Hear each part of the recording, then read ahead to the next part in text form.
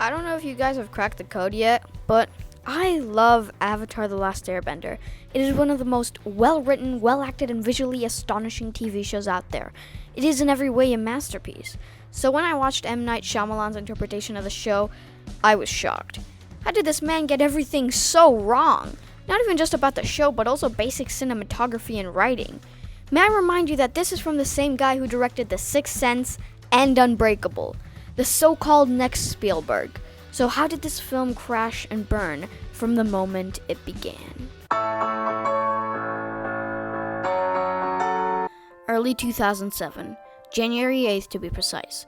It was announced that M. Night Shyamalan would be the director, producer, and writer of a trilogy of movies based off of Avatar: The Last Airbender. About a month before this, the second season had just finished airing, and the third would come out on September 21st, meaning that the film trilogy was already set to start production prior to the show's ending. Now, Shyamalan had been intrigued with Avatar ever since his daughter dressed up as Katara for Halloween.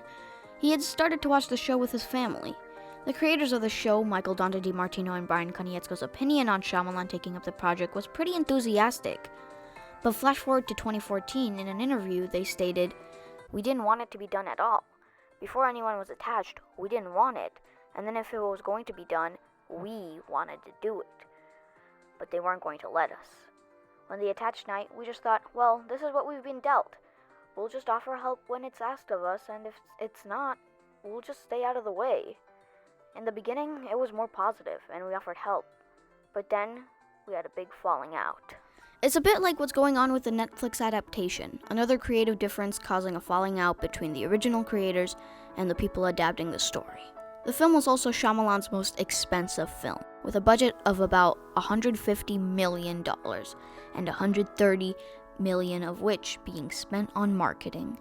The studio was willing to invest $250 million in a trilogy of Avatar films spanning over the 3 seasons of the show. The film CG looks horrible. They had $150 million and spent most of it on marketing. The special effects look downright atrocious. Appa looks like a demon from hell, and the bending is hardly believable. The way the elements move feels so unnatural, whereas opposed to the show, it feels like the bending is an extension of the characters' bodies. The settings look really bland compared to the beauty of the show. Anything that had to do with CG in this film failed completely. Which brings us to the casting. The acting is some of the worst acting that has ever made it to the big screen. Even the acting from Slumdog Millionaire guy and the Oscar-worthy pizza guy from Spider-Man 2 seem like they're doing their absolute worst.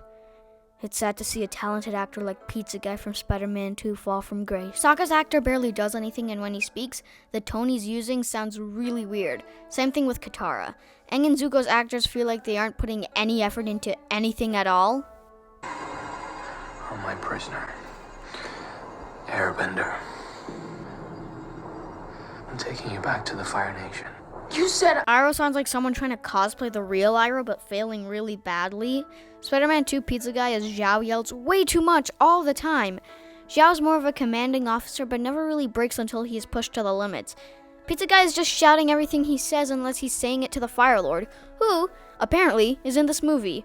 We don't get a huge build-up toward him so that when his face is finally revealed, we feel a sense of tension and horror like in the show. He just appears and is walking around. Also, he's not Mark Hamill, so pass. My son is this person the soldiers are calling the Blue Spirit. Yes. Azula appears for half a minute in this film, and I already hate the way she was going to be portrayed.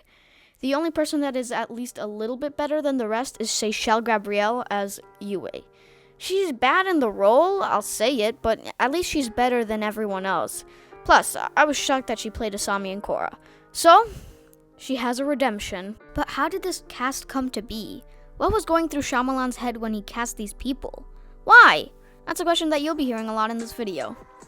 Shyamalan casted Noah Ringer as Aang, Jackson Rathbone as Sokka, Nicola Peltz as Katara, and Jesse McCartney as Zuko. But Jesse McCartney's tour dates interfered with a boot camp for the cast to train martial arts, so the role was given to Dev Patel. Racial accusation and protests against the film came because the East Asian and Inuit-influenced characters from the show were cast as white actors. The different races were distorted and switched a lot, causing most of the world to just be white characters. The cultural diversity of the original show just ceased to exist. Shyamalan claimed that ultimately this movie and then the 3 movies will be the most culturally diverse tentpole movies ever released, period. Shyamalan also answered to the fans' issues about the cast, saying, "Anime is based on ambiguous facial features. It's meant to be interpretive. It's meant to be inclusive of all races, and you can see yourself in all these characters. This is a multicultural movie, and I'm going to make it even more multicultural in my approach to its casting. There's African Americans in this movie, so it's a source of pride for me. The irony that protesters would label this with anything but the greatest pride, that the movie poster has Noah and Dev on it, and my name on it. I don't know what else to do." Later in 2013, Brian Konietzko replied to a comment about skin color and The Legend of Korra, saying that the 2 series and his work on them speak for themselves, but included a comment on Shyamalan's work, stating, "Which obviously does not include the gross misinterpretations and misrepresentations of our work in Shyamalan's work." The casting is a misrepresentation of Brian Konietzko and Michael Dante DiMartino's work on diversity and culture in the original show, and the terrible acting doesn't help the case at all. This movie is jam-packed with so many random cuts and fades that feel so unnatural. Sometimes it'll just fade in a scene to reveal the same characters in the same location. There's also this close-up shot that I absolutely hate. I need to tell you something. Then there's that one-shot take, which honestly deserves a whole part of this video. The camera is moving around the camp, but why is this still one take? Also, how did the Earthbenders not realize that maybe they could bend themselves out of there? They're in a camp surrounded by rocks. They have the ability to bend rocks. Just use it. In the show, they're like trapped in this metal ship, and they only find a way to get out of there by exploding the coal inside the ship and bending their way out. Either all of the Earthbenders are genuinely stupid, or Shyamalan just gave up on the script. Then like 5 Earthbenders take about 20 seconds to lift up a rock that they could have easily picked up and thrown with their hands.